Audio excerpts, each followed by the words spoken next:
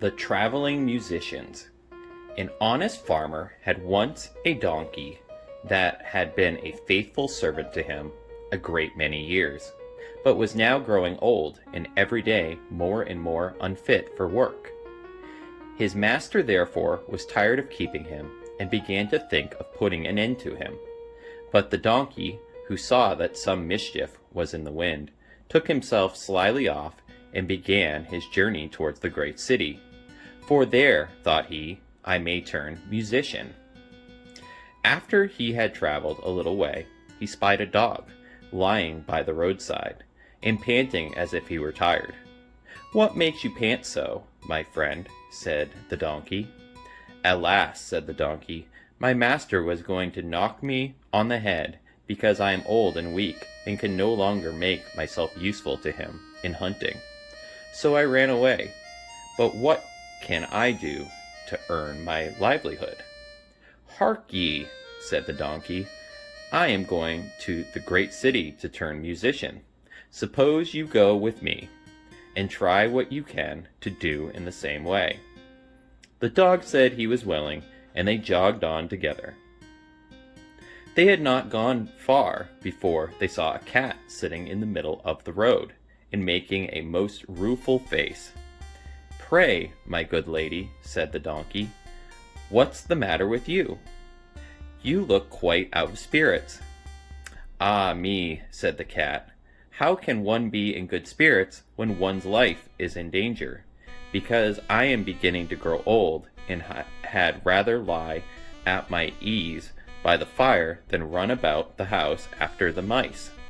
My mistress laid hold of me and was going to drown me, and though I have been lucky enough to get away from her, I do not know what I am to live upon." "Oh," said the donkey, "by all means go with us to the great city.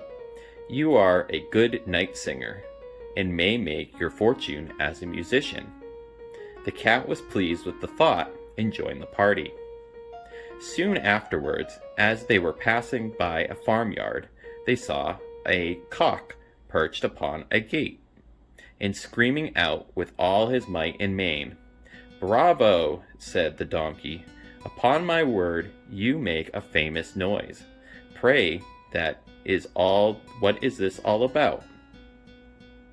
"Why," said the cock, "I was just now saying that we should have fine weather for our washing day, and yet my mistress and the cook don't thank me for my pains, but threaten to cut off my head tomorrow and make broth of me for the guests that are coming on Sunday."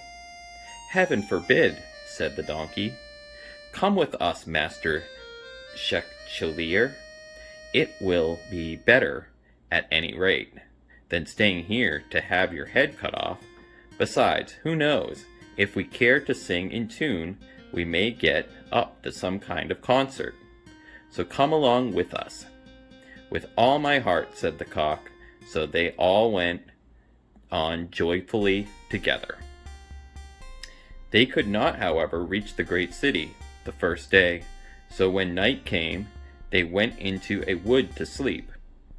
The donkey and the dog laid themselves under a great tree, and the cat climbed up into the branches, while the cock, thinking that the higher he sat, the safer he should be, flew up to the very top of the tree, and then, according to his custom before he went to sleep, looked out on all sides of him to see that everything was well.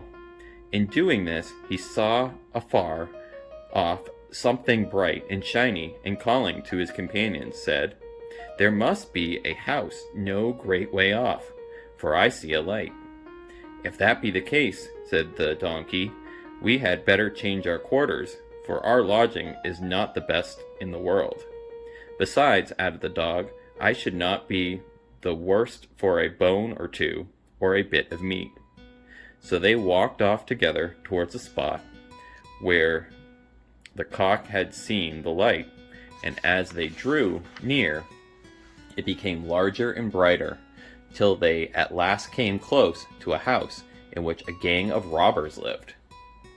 The donkey, being the tallest of the company, marched up to the window and peeped in. "Well, donkey," said the cock, "what do you see?" "What do I see?" replied the donkey. "Well, I see a table spread with all kinds of good things, and robbers sitting around it making merry." "That would be a noble lodging for us," said the cock. "Yes," said the donkey, "if we could only get in."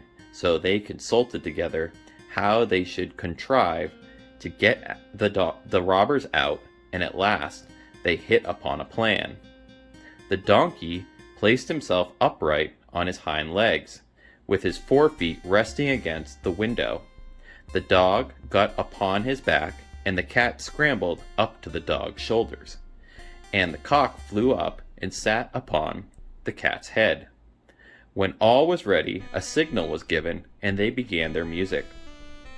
The donkey brayed, the dog barked, the cat meowed, and the cock screamed, and then they all broke through the window at once and came tumbling into the room amongst the broken glass, with a most hideous clatter.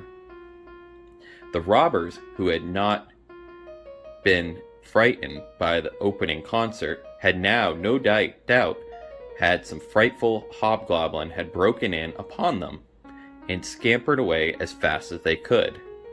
The coast once clear, our travelers soon sat down and dispatched what the robbers had left, with as much eagerness as if they had not expected to eat again for a month. As soon as they had satisfied themselves, they put out the lights, and each once more sought out a resting place in his own liking. The donkey laid himself down upon a heap of straw in the yard. The dog stretched himself upon a mat behind the door. The cat rolled himself up on the hearth before the warm ashes, and the cock perched upon a beam on the top of the house, as they were all rather tired with their journey. They soon all fell asleep. But about midnight, when the robbers saw from afar that the lights were out, and that all seemed quiet, they began to think that they had been in too great of a hurry to run away, and one of them, who was bolder than the rest, went to see what was going on. Finding everything still, he marched into the kitchen and groped about till he found a match, in order to light a candle. Then, spying the glittering fiery eyes of the cat, he mistook them for live coals, and held the match to them to light it. But the cat, not understanding this joke, sprang at his face, and spat and scratched at him. This frightened him dreadfully, and away he ran to the back door. But there the dog jumped up and bit him in the leg, and as he was crossing over the yard, the donkey kicked him, and the cock, who had been awakened by the noise, crowed with all his might.